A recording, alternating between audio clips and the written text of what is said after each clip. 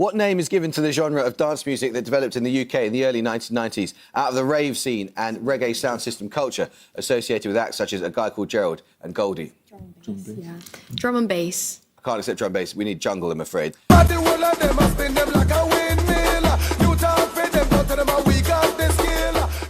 People like this because it highlights the distinction between the terms jungle and drum and bass, and more specifically the people likely to use them.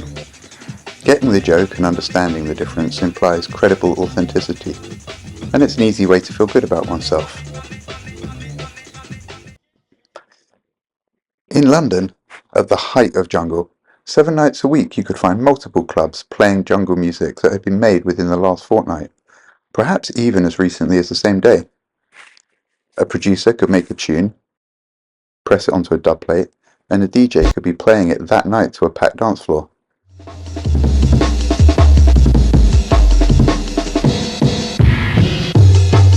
It wasn't about going to clubs where everyone knew all the big tunes. It wasn't even about going to clubs where only a select group knew the big tunes. It was about going to hear DJs that could be guaranteed to play music that nobody in the club or the world had ever heard before. A huge part of a DJ's value was in their ability to provide for the demands of an endless stream of junglists' insatiable desire for utterly unknown 10-minute abstract drum solos. Newness was paramount. Dubplates were the method, and the term white label found itself in the Oxford English Dictionary.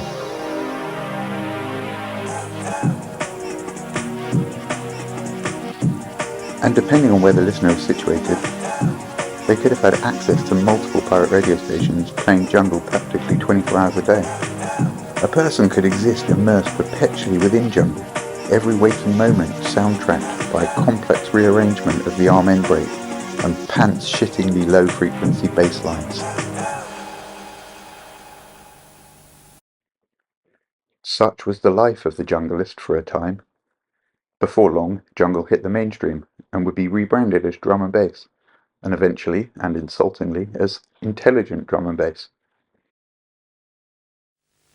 Touch your breath, got a little pressure. Touch your breath, and your smell fresher. Touch your breath, A jungle jingle in an air freshener advert in 1995 officially announced the end of an era.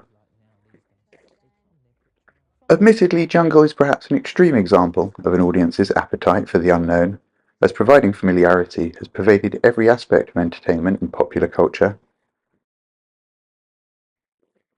Audiences only want what they already know is the mantra that every industry has been telling themselves, and I think they're finally coming to accept that this just simply isn't true. AAA studios claim they cannot afford to take risks on experimental new game ideas with unproven IPs across various genres. There's simply too much to lose if they flop. Well, just have less at stake. Just don't need it to make much money.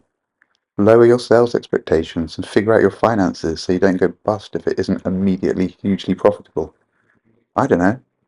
Borrow less and spend wisely. Put whatever time and money you have in the right place. Ideas.